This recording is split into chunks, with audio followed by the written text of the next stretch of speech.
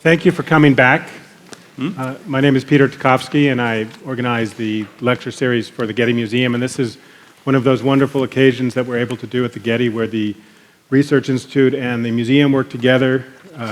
Philipp Blom, who I'll introduce to you in a moment, is a scholar as part of the great Research Institute Scholar Program. And the production that we've watched was organized by the Research Institute. And I hope you have all seen the extraordinary Klimt exhibition. So it all ties together, and that's really what we'll be talking about now, is starting from what we've just seen and then expanding into the broader questions of Vienna at the close of the 19th century. I don't want to take up too much of our time with introductions. You've met the two gentlemen at the end already, and I'll introduce the others briefly. Philipp Blom, as I mentioned, in the middle, an independent scholar based in Vienna, author of wonderful books and articles. His book, The Vertigo Years, 1900 to 1914, is available in the lobby. Highly recommend it. And he contributed to the catalog Vienna 1900, put out by the Neue Galerie. And I've said to him and the other panelists, I think his introduction to that is one of the, if not the only essay that truly explains why we can talk about Vienna 1900 as a unified concept rather than just a cliche that says all of these things happen at the same time. Professor Ruth Kluger, Professor Emeritus at UC Irvine, whose extraordinary memoir, Weiterleben in German, still living in English, which is not just a translation, but it's a version that she wrote for the American readership, a Holocaust childhood remembered, a Holocaust girlhood remembered, recipient of numerous literary awards, but also a distinguished scholar of 18th and 19th century German literature. And I think in today's context, particularly noteworthy that when the publication of Schnitzler's diaries appeared in the city of Vienna, contemplated who to have come speak on the occasion, she was invited to give the Rathaus lecture, speaking on the Ringstrasse, and she gave a wonderful talk which has been published on Schnitzler's female figures.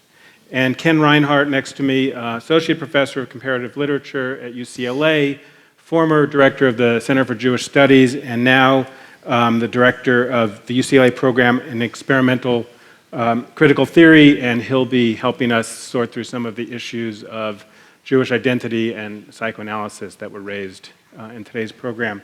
I wanted to start with Lorenzo, though. You've actually done some great scholarship on Schnitzler's Nachlass, what Schnitzler left behind outside of his literary works, and really an extraordinary story of why we still have it. And can you give us a quick synopsis of what was there and why we have it, and then tell us how it came to you that this should become, in itself, material for a literary production that we've seen today? Well, Schnitzler died in 1931. That was before the annexation of Austria to the Reich. All his Nachlass, his literary remains, as the Germans call it, was in his house. And the problem, there was a huge problem as soon as Austria was annexed, namely, what do we do with this if the Nazis decided to confiscate it and annihilate it, burn it probably. It was very interestingly saved by a Cambridge student who happened to be in Vienna at that time to write his dissertation. His name was Eric Blackall. He got in touch with the British authorities in Vienna, organized the formal donation of the entire Nachlass to Cambridge University Library, and everything was then sent to England. Then parts of the Nachlass were later taken by partly Peter's father, Peter's grandmother, to the States, and then from the States back to Switzerland and partly back to Vienna. But most of the literary remains are still in Cambridge. And that's where I studied and that's where I worked on the papers. And at what point did it occur to you to take some of this material and write a piece for stage, and you mentioned that you have more in mind as well? Well, I wrote my PhD on some parts of the literary remains. They're immense. I mean, there would be enough for hundreds of PhDs. And actually, originally, I was supposed to go to Oxford and decided to go to Cambridge, to the dismay of my potential tutor in Oxford, because of the literary remains at Cambridge University Library. While writing my PhD and other things, I realized what an extraordinary source of information the diaries were. And I thought it's such a shame that 10 volumes of writings that are the result of 20 years of research by the Austrian Academy of Science that transcribe the diaries and publish them should just be a bliss for academic researchers. Nobody outside academia, especially nobody who doesn't speak, doesn't know the German language, will ever read them. So I thought it would be interesting to put together a dramatic reading, which lasts just 45 or 60 minutes, and cull the most interesting portions from the diaries in order to offer this information to a general audience. Now, before I bring Peter Schnitzler in, I was supposed to remind everyone to turn off their cell phones if you hadn't already done so. And mine is here as a timekeeper, and I hope it doesn't buzz while we're talking. And I also wanted to remind everyone that the Klimt exhibition is on view until September 23rd. It was so crowded in there, I don't know if everyone got to go in today. So come back before September 23rd, and a good time to come back would be a week from Wednesday on September 19th when Eric Kandel, whose book, The Age of Insight, you saw up front, will be here speaking. So, Peter, I'm guessing you got an email or a call from a young Italian scholar with a wonderful English accent living in Vienna or something like that. Was there any hesitation on your part to make these materials available for this kind of treatment? Well, first of all, they were and are in the public domain, so I had there's not much I could do about it one way or the other. We talked about it, about the concept, and I was immediately intrigued. Looked at the script and I thought, this is for me. So I just loved the way it was put together. The structure is just superb. Mm-hmm. And just to clarify a little bit, you can't possibly be old enough to have met your grandfather. No, he died in '31. I was born somewhat later. Okay. So tell us a little bit about his presence in your household. I'm sorry, his presence? Yes. Well, that's multi-layered. The first thing I think about when you ask me that is that when we lived in Berkeley, when I was a kid, there was a room in the basement that had a box, and in this box was my grandfather's death mask. And being a child, I had no idea what something like that was, but I was scared to go into the room. Other than that, living with a towering figure like this certainly crept into our lives over and over again, certainly through my father, who became known for his productions of his father's plays when he moved back from, he taught at UCLA for many years, and moved back to Europe and worked at the Josefstadt Theater,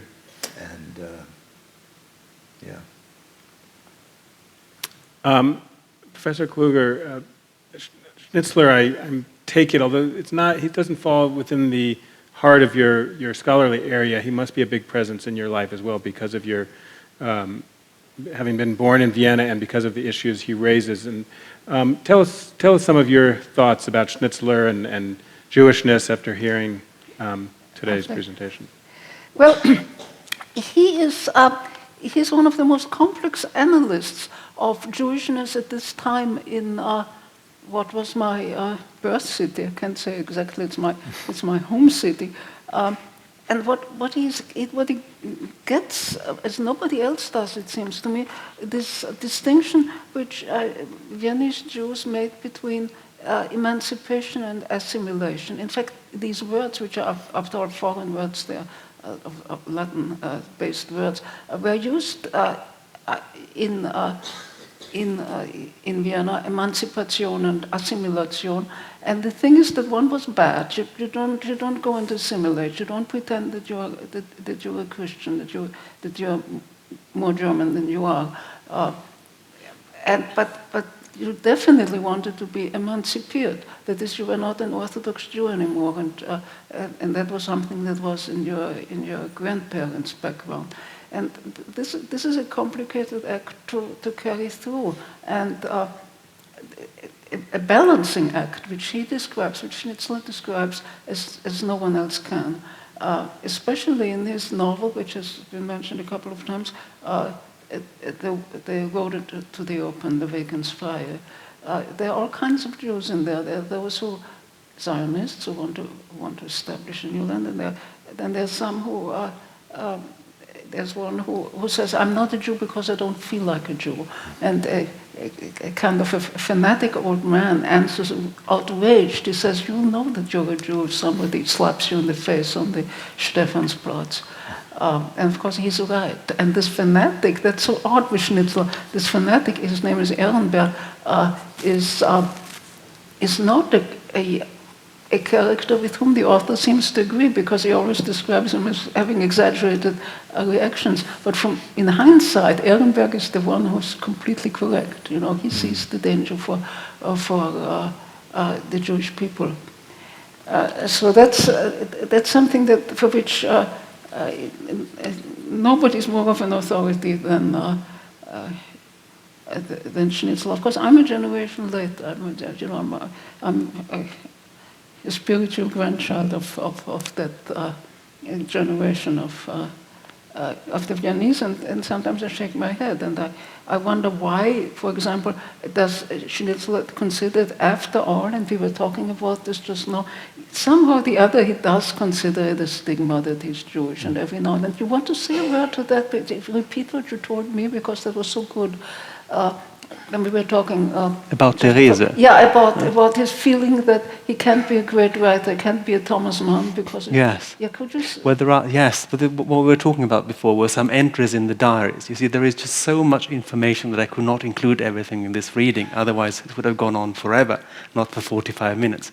But there are some interesting entries in which he, being in a way a victim of the prejudices and the cliches of the time, thinks I cannot be. I'm a weak dramatist, or I'm a weak novelist because I'm a Jew, and because I have precisely these characters that those anthropologists believe I should have. He absorbs to some extent, he absorbs the prejudice, but of course not wholly. He doesn't by any means believe that he doesn't understand the case of a young woman who's had an abortion as in Professor Bernhardi, but it keeps creeping in. It's inconsistent, but it is there. That is part of this balancing act that the Jews went through. And what you have to consider is that at that time you wanted to be, a Jew, but you knew you were an Austrian, and actually everything in your mind was basically German, Austrian German. At the same time, you wanted to be. You wanted out. You wanted the Vegans' Fire. And then, maybe, can I go on for a minute? Yeah, sure. No, please. Well, I just wanted to say something about this relationship to Herzl, which was discussed before. That is so interesting, because I didn't know that passage that he admired Herzl's plays. Because basically they were both playwrights in Vienna, and Schnitzler was by far the better playwright. Schnitzler was a great playwright.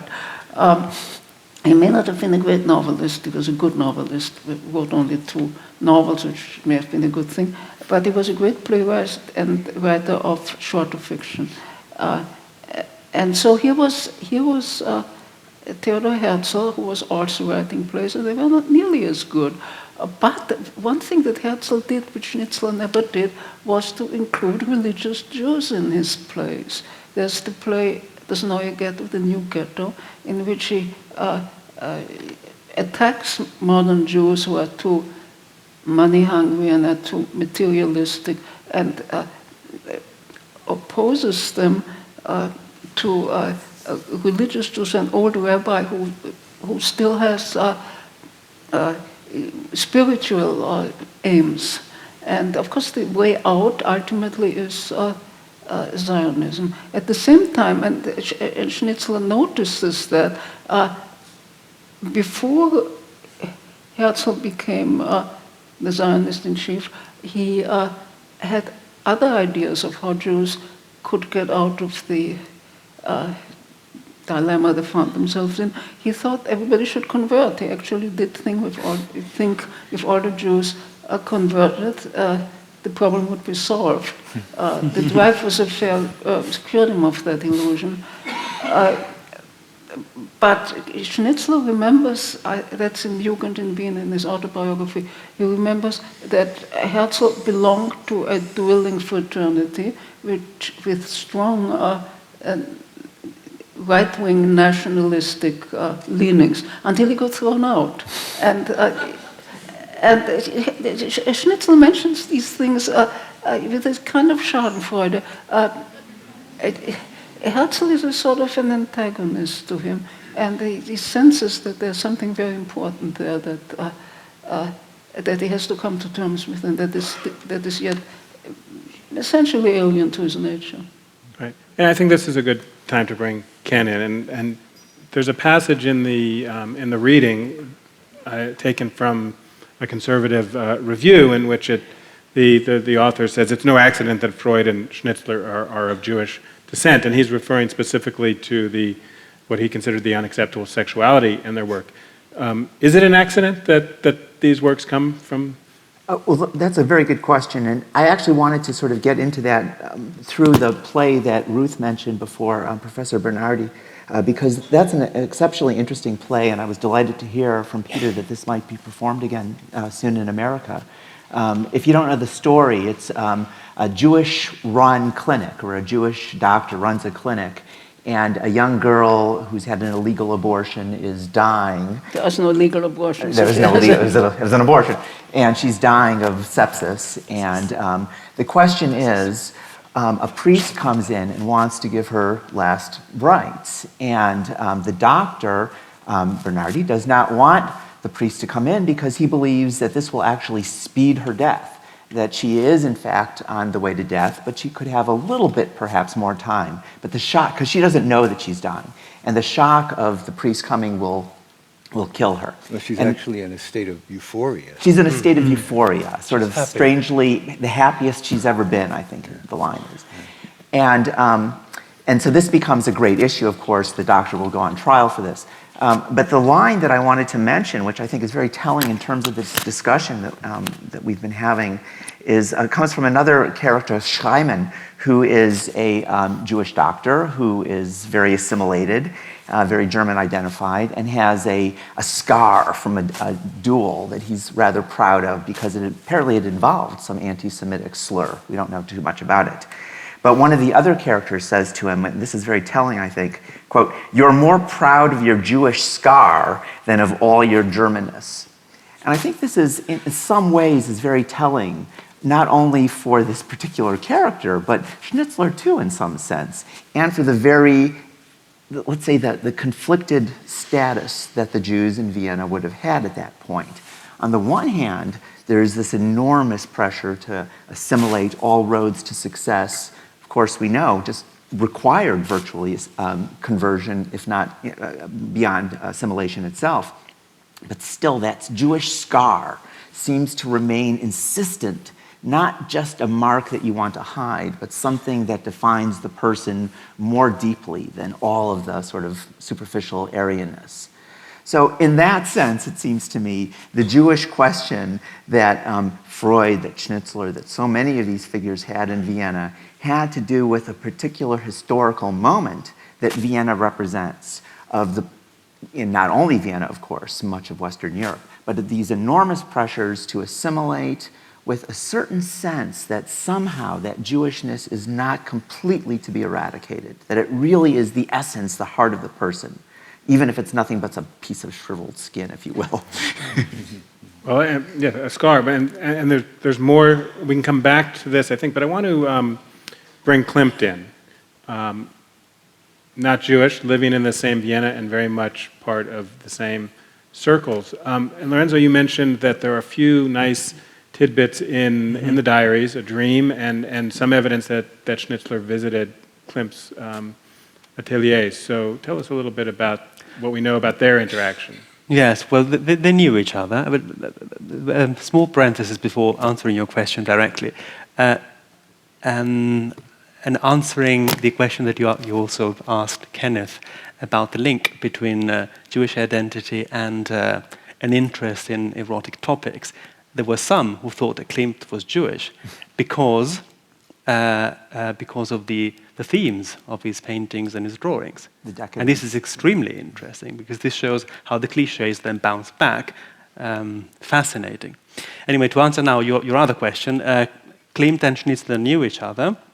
They were not best friends, but they knew each other. And his grandfather thought that despite certain affinities and potential links, Klimt was by far the better artist. He was very generous in many respects sometimes, although he thought of himself as a new Thomas Mann at times, at other times he saw greatness in others rather than in himself. And you were telling about one dream he recorded in his diaries where he seemed to dream a lot about encountering people on the Ringstrasse. Oh yes, well he dreams a lot in general. Recently, by the way, a few months ago, a new edition of extracts from the diaries was published in Austria. It's called the Traumtagebuch, the dream diary, and it's a selection of all the entries about dreams, and they're innumerable. It's extraordinary, a fantastic publication. And in some of these dreams, he also he meets Klimt. There is one in particular in which he's walking along the ring, and he sees Klimt with a couple of drawings under his arm, and then he dreams that Klimt approaches him and tries to sell him one of his drawings. In another entry in his diary, he actually talks about buying something in reality and not just in one of his dreams. He visits Klimt in his atelier in Hitzing in the 13th district and actually buys something. We don't know exactly what he bought.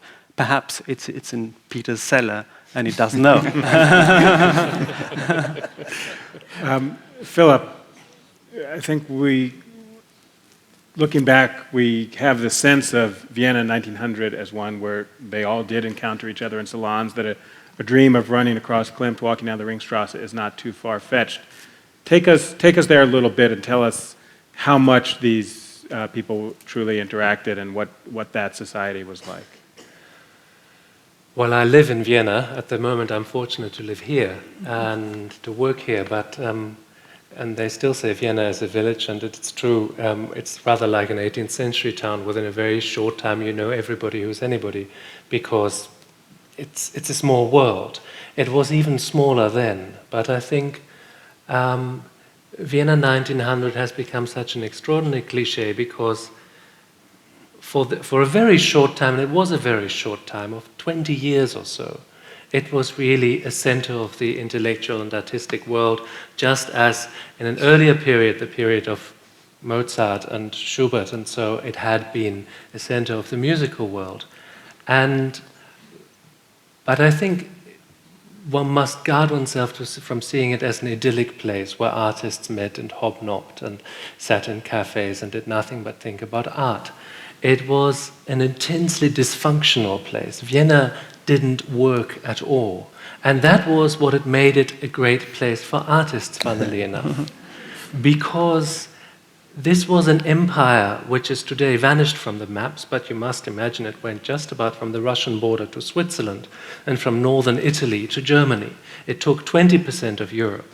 It was a very large place, but a place that was a remnant of an aristocratic Europe when you had one family ruling over large lands, never mind who lives there. Now we were in the early 20th century. Nationalism had happened, and it was a progressive force at the time, for a while at least. And states became national states, focused around a national identity. And there was this big empire sitting in the middle of Europe, where everybody spoke different languages, had different religions, different customs, different senses of identity. And of course these nationalisms bubbled up in all the crown lands, and people wanted ein Weg ins Freie, they wanted out. And they wanted out from the Habsburg Empire, and there was nothing to unify them but the imperial family, but this fiction of the almighty emperor who was, you know, above every bed and in every schoolroom and in every official room he had a picture of the emperor. And the thing was that Vienna was sort of at a state of internal war. Parliament hardly functioned because not only did people speak different languages, but especially in cultural questions and especially in insignificant questions. This is a great European favorite. They completely boycotted each other. They would bring in pots and pans and bang them during the parliamentary debates to drown out the opposition. But what this meant was that there was no one way of being Viennese. Or rather, being Viennese meant you subsumed a lot of partial identities. And you became very acutely attuned to different tones of voice, to different ways of putting things, to different ways of being. So, in a way, being Viennese was having a very good sense of cultural hearing and a very good sense of observation. And of course, that, in a way, describes a way of living many artists have. You're an observer. You're attuned to things, and you're never quite inside things. You're always, to some extent, outside. That, of course, also describes the state that, despite their volition or against their volition, many Jews were had. And you must also remember how recent this was for Jews, because they only got full civil rights in 1867. And then something extraordinary happened, because around 1850 or so, 2,000 Jews lived in Vienna. Around 1914, it was 200,000 Jews. They came into the city because they wanted a new life. And we heard in this wonderful quote from Schnitzler that he said he had no nostalgia about going back to the little hometown of his ancestors. Well, that was so for most Jews. They had no nostalgia for that past of oppression, for that past of being deprived of civil rights, for that past that made them rightless subjects, forced into the jobs and professions that were thought of as dishonorable. So they weren't allowed to join tradesmen guilds, so they weren't able to practice crafts, they weren't allowed to buy land, they weren't able to become farmers, and so on. Ironically, that pushed them into, first of all, it was a culture that had high respect for learning, but also these interdictions pushed them into what was left. So it pushed them into commerce, it pushed them into having an international outlook, it pushed them into money lending, and it so happened that around 1900 these things became prime skills in a modern world. It was no longer important to be a peasant and to have a piece of land that you till every day. It was far more important to know 4 languages and to have wide connections and to be flexible in your outlook. And you see that, incidentally, if you compare the Jews to the actually larger foreign group in Vienna, which were the Bohemians. So the people from Czechoslovakia or the Czech Republic and Slovakia today. And it is very interesting because these people who came from many of the same areas as the Jewish people who were allowed out of their pale of settlement and into Vienna after 1967, 3/4 of them worked with their hands. They were craftsmen, they worked in the building industry, they worked in industry. Very few went into education, very few were educated. If you look at the Jews, 4% of them did manual work. Most of them did work in trade, in academic jobs. And then you see that while there were never quite 10% Jewish citizens in Vienna, 2/3 of the journalists, 2/3 of the doctors, and just under half of the lawyers, sorry, it's other way around, doctors and lawyers, were Jewish or of Jewish descent. They pushed into these professions that allowed them to rise socially. And you see a large difference simply in mentality. The people who had come from a farming background, the Christian Bohemians, they knew their place. They knew, I do my work, my boss gives me money, I go home. The Jews who had come from a background of intense oppression, they wanted to get somewhere else. They sent their kids to good schools, they sent their kids to university, and I think it is worthwhile remembering, also because immigration is such a large topic today in the United States and also in Europe, that the Jews had in many ways a perfectly standard migration experience. The first generation were the little peddlers. Schnitzler's grandfather was a carpenter. The second generation took a practical profession and went into the profession. Schnitzler's father, who was a doctor. The third generation could allow themselves to have decadent literary jobs and become artists. That is a perfectly standard way that migration works.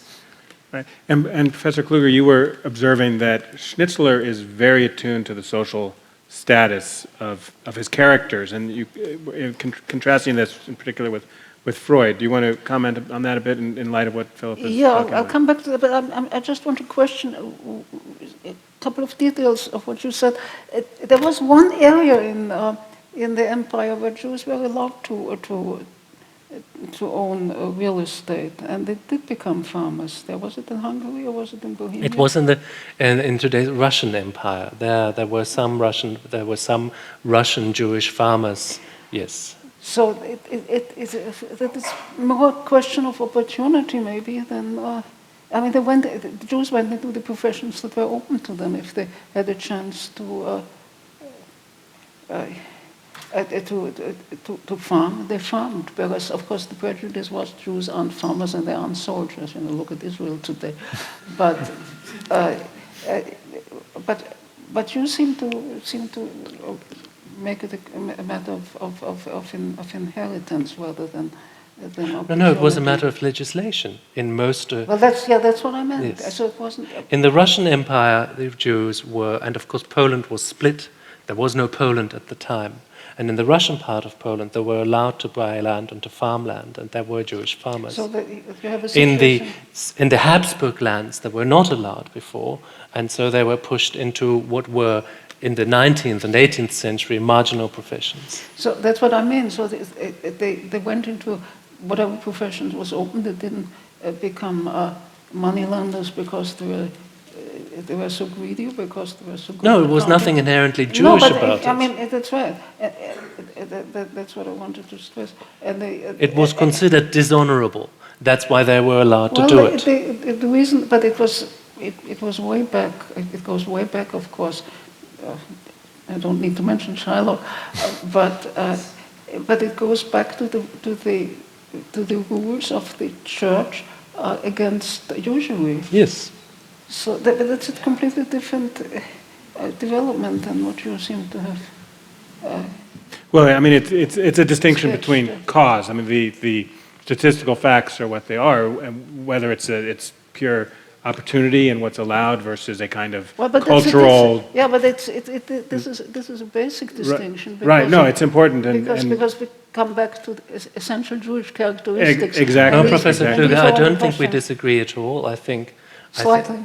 I don't think we disagree at all, and there's no question of essential Jewish characteristics here. In fact, that is a discussion that we may perhaps move on to. Well, and in fact, it's a question I want to pose now and to take a little bit of a turn. And I also want to let the audience know that we're going to bring you into the conversation in a few minutes, and so there'll be some microphones for your questions. But I'm taken by Schnitzler's, shall we say, lack of self-confidence or his self-doubt, where he thinks he can't be a Thomas Mann, he can't be a Goethe. And we might contrast that with Klimt, who, as far as I understand, had no lack of self-confidence. So I put the question to Ken, was this Schnitzler's Jewishness, or was this... No, I don't think so at all, actually. I mean, if you look at somebody like Schoenberg, for example, who was extraordinarily accomplished and confident of his abilities, that there's nothing in the Jewish character, if there's such a thing, that would involve that kind of a doubt. I think that it's a personality thing, and he was aware that there's, an extraordinary range of talents, in the Germanic literary past that he had to take seriously. And I think this is part of the reason why he was so extraordinary in drama in particular, because the field... In short fiction. And short fiction, they were terrific. Yeah, because Mann was an overwhelming, presence. Mm-hmm. So that he was drawn toward those genres. Yeah, they're more available in a sense. Right. So another opportunist, so... But that question of Jewish, sort of where do Jews go? I mean, it's interesting to teach at UCLA. I've been there for 25 years now. And I've seen Jewish students over those years, and you don't always know who the Jewish students are. But my sense is that in general, there is nothing that corresponds to the Jewish sort of love of education nowadays. The Jews are just as likely to be bad students as anybody else, and just as likely to be good students. And that it is indeed this kind of cultural thing. There's a moment when the Jews will be the best students because they're hungry, and they get less hungry. But I also think that it's genuinely important to distinguish this question of Jewish identity that's often discussed, and we heard it time and again this evening, that people like Schnitzler felt it was something thrust upon them from the outside. Right. Also somebody like Hofmannsthal, who had one Jewish grandfather. Yeah, very important. Great-grandfather. He wasn't, I mean, according to the rabbis, he wasn't even Jewish. And, you know, then you get people like Klimt, you get people like Strauss, who are thought of as Jewish because they work on the same topics, although then there's nothing Jewish about them. Strauss. So, yes, Strauss. People thought he was Jewish? Yes, of course. He wrote Electra, you know, he wrote about sex. But in a way, much of anti-Semitism that framed this was a reaction to galloping modernity and to the fact that in this modernity, in this new modern world, Jews were very prominently represented, and they simply were. They were very successful in this world. Well, so they were associated with that, and they were associated with the city as this soulless mechanism that sucks people dry. And the Jewish capitalist was made as this figure that did that to people, to good Christian people. That was also a moment in time that did that. But I think today, to have these discussions and to ask in which way was Schnitzler Jewish, well, I think he was Jewish in the way that he felt himself shut out from somewhere, and that he had developed this very acute sense of observation. You can spin this game further, and you can ask, how was Mahler Jewish? Well, I think that is a similar way. Perhaps the only great Jewish exponent of culture in Vienna around 1900, of whom I would think that he was genuinely in his work had Jewish elements, was actually Freud, funnily enough, because he read his patients like Talmudic texts, essentially, which is an interesting thing. In the rabbinic tradition, you are asked to accept that everything that is in the Holy Writ is there because it is divinely inspired, even if there's an obvious grammatical mistake. There must be a deeper meaning behind it, and you're given hermeneutic tools to wrinkle out that deeper meaning and make it into sense, and make nonsense into sense. And now if you look at Freud, who zeroes in on the seeming incongruities and senseless little details in his patient's dreams, and makes them the keys from which the meaning, the actual real meaning that is repressed comes, I think you can make a case that he actually approaches his patients like a Talmudic scholar would have approached a text. So, and that makes sense because Freud was a second generation immigrant. His father was the little cloth dealer who never had much money and went bankrupt and came from a little Moravian city. So Freud still grew up in an atmosphere that was very strongly influenced by a traditional Jewish life, although his father was no longer observant. But I think for people, for later people, people from later generations, it is very largely an external thing, something that is thrust upon them, that forces them to think of themselves, to think, no, I don't belong to these others, I'm not accepted. I have to carve out something for myself, I have to find something, I have to turn something, and yes, I have to find a way out. Well, I want to have Ken respond to that, particularly this notion that it could only be a second-generation Viennese Jew who could become Freud, but also the larger question for anyone who wants to respond, and might we better talk about psychoanalytic Vienna rather than Jewish Vienna? Well, Freud certainly had an influence. People were reading his work, and his ideas were creating a lot of excitement, a lot of creative, efflorescence. But I'm not convinced that, let's say, his readings are so Talmudic, shall we say. I think that one could certainly just look at German philology just as well as a kind of a model for the sort of interpretive procedures that he's really using. And I think that let's say, the more radical accounts of what Freud was doing were just as far removed from, let's say, any Jewish hermeneutics as they were from, any of the conventional psychological models that were at stake at the day before him. So Freud really excited people not as simply a new, let's say, a reinvention of some kind of a history of reading dreams or reading texts, but is really something like a break with such a history, and a way of reading that would not depend upon the reader, first of all. The great innovation that we begin with psychoanalysis is the only one who can tell you what a dream means is the dreamer, not the analyst. The master is not really a master in psychoanalysis, and that's the crucial distinction, I think. Well, if I can come back to Schnitzler in that context, the question you asked before, the thing that, of course, Schnitzler and Freud are often put together because here is this exploration of sexuality and early experiences, and the way they subconsciously affect the individual, and of course dream culture. And all of this is true. That's something that binds Freud and Schnitzler together. And of course we all know that Freud said some very complimentary things to Schnitzler about his being a like-minded writer.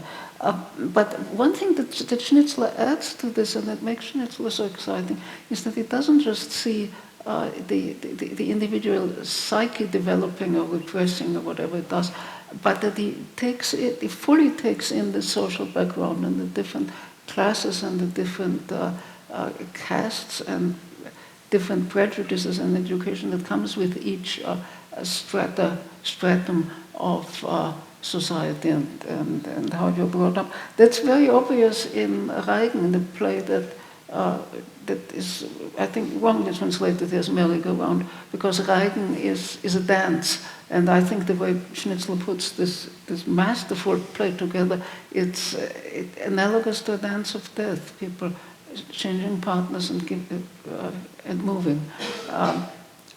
The translation that was given here at first was La Ronde. I mean, La Ronde is not the German title. Reigen, dance, is the German title. But there it matters altogether who is sleeping with whom at the end of each scene. And these people, these pairs of lovers are defined by their social background. And that runs through all of Schnitzler. It's really, it's amazingly good. I mean, he really is a great writer. Take Freud and Else, that's the other stream of consciousness novella. The first one is Lieutenant Gustav.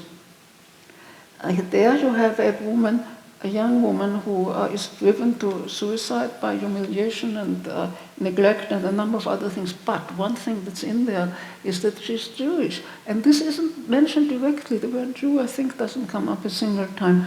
But there are indications throughout. She says she doesn't look it. I don't look it, she says about herself. But her mother does, or her mother betrays it in her tone of voice. She has a sort of a sing-song way of talking. And I remember this from my own childhood, that the older people would say to a child, sing nicht, and that means don't sound Jewish. Philipp, I want to respond, but in addition, bring you and Lorenzo in. Does any of this really matter for Klimt and Sheila and Loos? Well, it sort of does. I mean, what you said, this Singen Arenberg in sings in the way into the open. I mean, he is an old-fashioned Jewish manufacturer. He's a manufacturer of cartridges, and his son, Oskar Arenberg, has higher aspirations and has aristocratic friends. I personally suspect Schnitzler was thinking a little bit of Hofmannsthal. A little bit, probably. And that's probably why Hofmannsthal couldn't stand the novel, because he's a snob. Very good. That makes sense. Because he's a snob, this young Oskar Arenberg, and when he gets finally slapped in the face by his father, Oskar, he tries to kill himself, he tries to shoot himself, and he only ends up blinding himself in one eye. That means his father makes cartridges, but his son can't even use them. But just very briefly, does that matter in any way to Schnitzler and Klimt and so? I think it does insofar as this Vienna that I described, that Vienna of so many nationalities that don't want anything to do with each other, was only held together by a sense of the emperor and by a sense of facade. If you look at the Ringstrasse, it is the greatest monument of historicist architecture you can imagine. Every building is built in a different historical style, and they're big. And you've got this feeling you're lost among the facades, but here's an official statement. Boom. And there are the big boulevards, and everything is historicist with little putti and little columns and with sort of half-naked atlas figures carrying the buildings. And the whole movement of Viennese modernism was devoted to scratching at that facade, to looking behind it, to look how things worked. That's what Freud did in his work. He looked, yes, this is the bourgeois facade of a person, but how does it work behind that facade? How does he really tick? And this is what Klimt and Schiele did, who showed people not only naked, but showed them in their lust, showed them in their loneliness. This is what Schnitzler does. And when you watch the first act of a Schnitzler play, you think all these people are very well portrayed, but why exactly am I watching this? This is all people chit-chatting amongst one another. And in the second and third act, all of a sudden you see them entangled in their social pasts and in their social conventions and terribly lonely in that and no longer able to get out. So wherever you look, 12-tone music and Schoenberg is also a way of taking away the facade of Viennese classicism and trying to see now how does music really work as a mathematical system. So looking behind the facades was something that became supremely important to Viennese modernism. And I think that's what unified these artists, really. So there should be some microphones coming around, and maybe we can bring up the lights just a bit so we could see that. While we're waiting for that, I mean, Philipp, the argument that Eric Kandel makes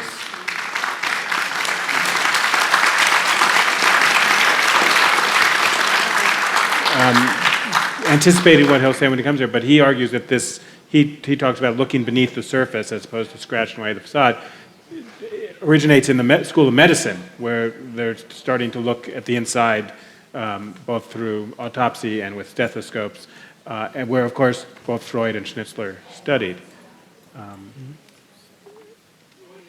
When you raise your hand and you get the microphone, Hello. and just...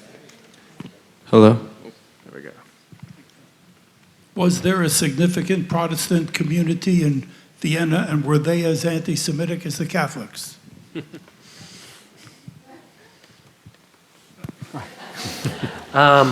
I think the answer to the first question would be not really.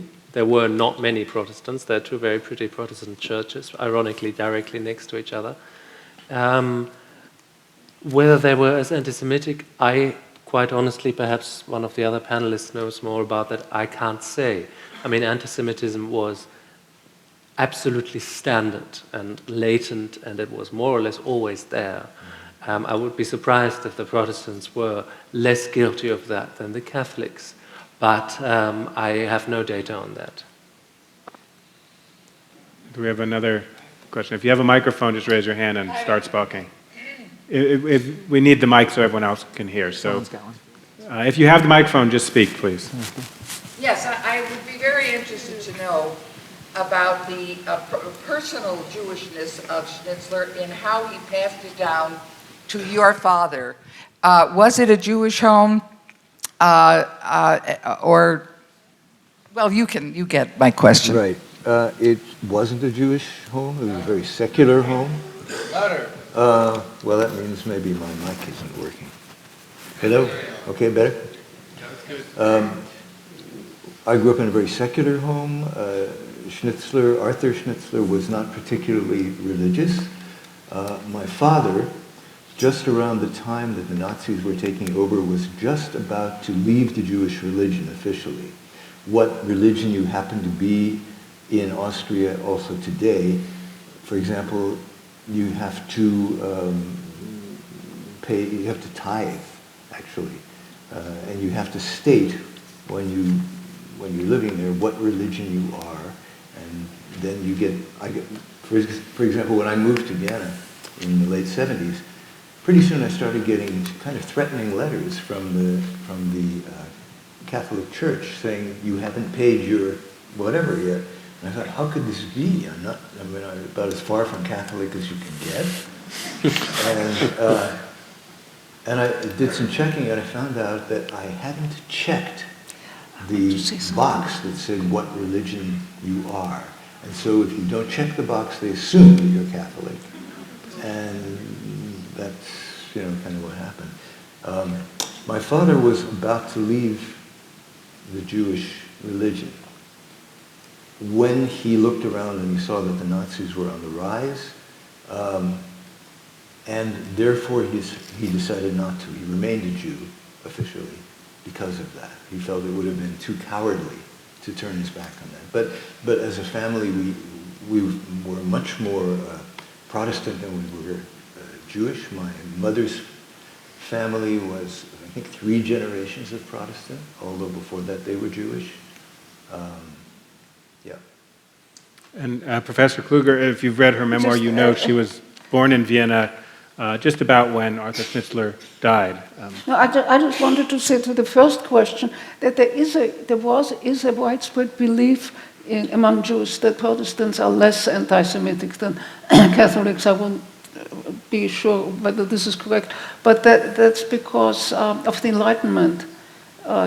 Protestants are the heirs of the Enlightenment, and there are such highly esteemed Christians among Protestants as Gotthard Ephraim Lessing, who tried to get Christians used to the idea that Jews were human like themselves. But of course, during the Nazi period, there were plenty of anti-Semites on both sides. And wait, if you have a microphone in your hand, please just ask your question. To what extent, I might ask specifically the professor from Irvine, the play and the critics, I think it was Hugo, that his anti-Semitic comments were, they specifically said assimilated Jews. Were assimilated or emancipated Jews more targeted for anti-Semitism than Orthodox Jews, who were as conservative as the most conservative Christians? And the second part of that is, to what extent were assimilated Jews' rejection of their own past and their antipathy toward Orthodoxy, to what extent did they contribute to the overall anti-Semitism of the culture? That's hard for me to say. I don't know any statistics. I was actually going back to my own childhood and to my own relatives and their friends, and there it was assimilation. Assimilation was a bad word, and emancipation was a good word.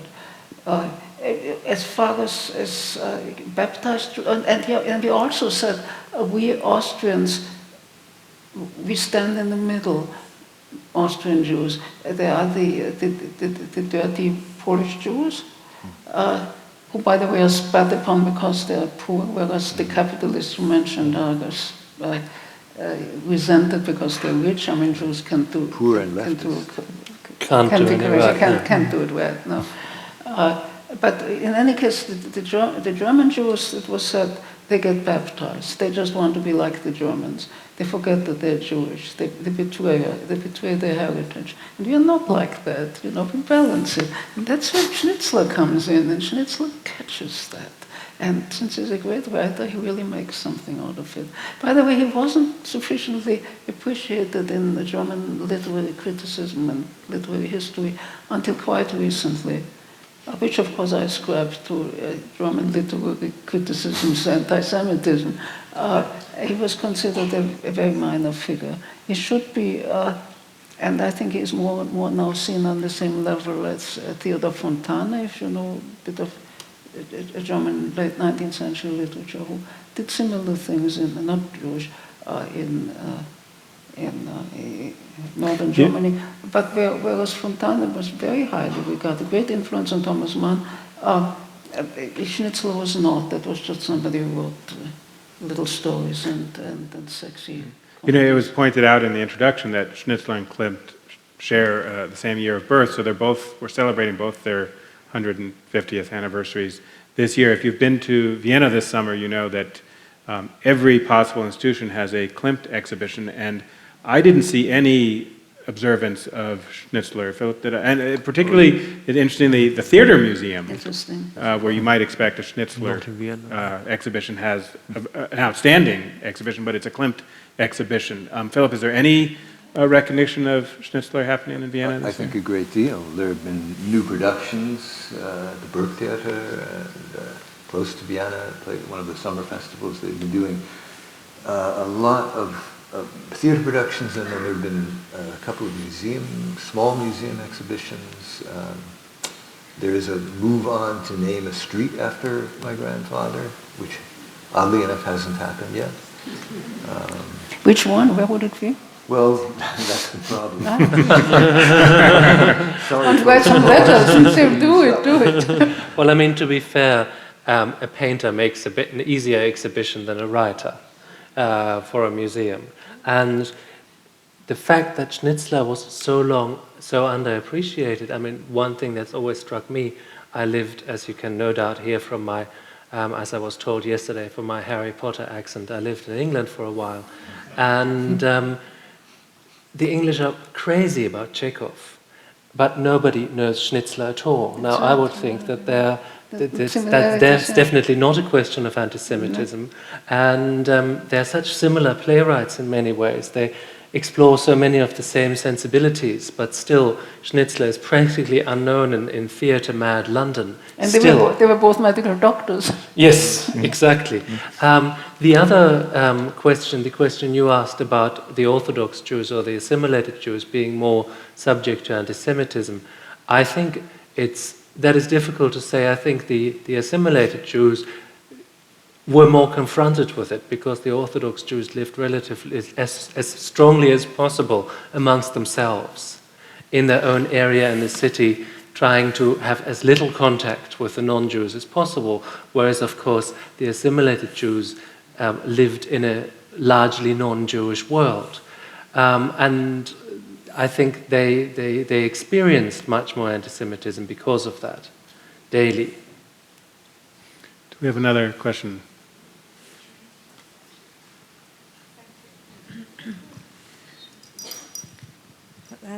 First of all, I would like to thank the Consulate, the museum, and all the people that made this meeting possible. Can you hear me? Yes, all right. Thank you. I was born in Romania, and I thought I was Romanian until the anti-Semites told me I was Jewish. So the paradox is, we have to thank for anti-Semitism, otherwise we wouldn't have kept our religion, we wouldn't have kept our ideals.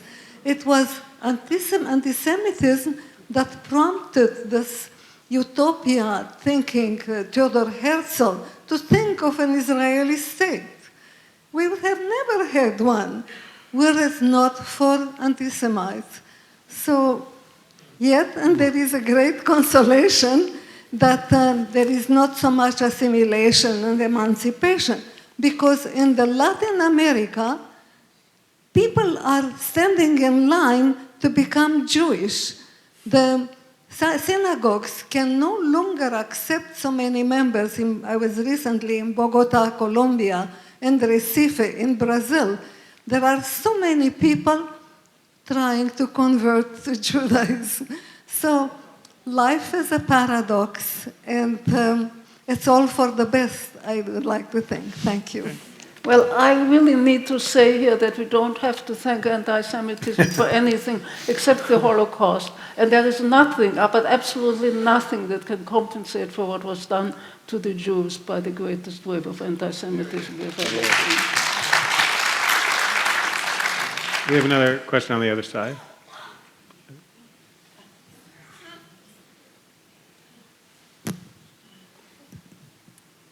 I'd like to thank you all also for this nice program. If you could just speak more directly into the microphone. My question is, what's happening today in Europe as far as anti-Semitism? Because all the questions were brought up about being Jewish. They are still very current in Israel and in America among the Jewish population that I'm familiar with. So I think I'm going to just use my prerogative to have that be something for discussion afterwards. The panel of experts is focusing on Vienna at the end of the 19th century. I think they're not quite as qualified to answer that. So they may have some knowledge, but let's focus on the period of Schnitzler and Klimt for now. And on art and literature. Huh? And art and literature. Next question. I have a few things to say. I was born and raised in Vienna and went to school there in Außenbezirk, a district outside 16th, 17th district. And we were 30 in a classroom. There was one Protestant and 3 Jews. So that gives you an idea how many Protestants lived in Austria, for one thing. About the Protestants, otherwise I can say that Luther certainly was one of the big anti-Semites in history. One thing that I found completely absent in this discussion is the name Lueger. He was very important in Vienna at the time of Schnitzler and Herzl and so on. In fact, I personally think he was the father of Zionism. Of Zionism? Yes. You mean of the anti-Semitic Well, there would be party? no Herzl and his wanting to leave Vienna or Austria if there had not been a Lueger. If you look into Lueger's history, you will understand why. Well, it was the Dreyfus affair that changed. What? It was the Dreyfus affair that changed Herzl's views and convinced him of the necessity of. Yes, but he lived in Vienna under Lueger. Well, Lueger founded the I'm not anti-Semitic. saying that Lueger was the father. He, in a sense, strikes me as the father because Herzl lived in the Vienna of Lueger. Well, are we going to go on thanking You want to anti-Semites? know more about Lueger? Let's take the next question from the... You want to know more about Lueger? The emperor would not confirm him for 2 years because of his anti-Semitism. And just now, I was told by somebody in the government that one of the streets, Lueger has about 3 or 4 streets named after him and a square. One of the streets was the Ring. Lueger Ring was finally renamed as University Ring. Yeah, because it was a big battle. That was well, it wasn't that big a battle because a lot of us. You know how many years it? You know how many? You know how many years it took to accomplish this? Lueger was the mayor of Vienna, and he was anti-Semitic in the same way in which Göring is said to have been anti-Semitic. That is, he said, "I decided who was a Jew." He kept having Jewish friends, and he was. He was not certainly not somebody to admire. He was the founder of the anti-Semitic party, and it is quite correct that that several places in Vienna honor him, and that one finally managed to get the part of the Ringstraße that's called the Dr. Karl Lueger Ring renamed Universitätsring. That is correct. There's still too many. There's still too much honor is being paid to Lueger all over the place, but he's also responsible, the Viennese say, for the good water supply. Well, you know. Let's take another question. We have such a rich supply of Schnitzler's dreams during a period of psychoanalysis. Has anyone done an admittedly conjectural interpretation of those dreams? Not that I know of. I mean, the dreams are... Actually, there are some interesting episodes in his diaries in which he dreams of visiting Professor Freud and of telling him some of his dreams. We know for a fact that he once actually told him one of his dreams, but we don't know exactly how Freud interpreted it. But one should be cautious, again, about doing what Freud would call wild analysis. Because indeed, it's meaningless to interpret anybody's dream without them being there. But one does it all the time. So we're going to take just 2 more questions, and the ushers will identify you. I actually have a comment. Theodor Herzl was mentioned many times. There's actually a documentary this week of Herzl at the Lemley in Santa Monica, and it's amazing. Thank you. So, And who would like the last question? I think there's one in the back there.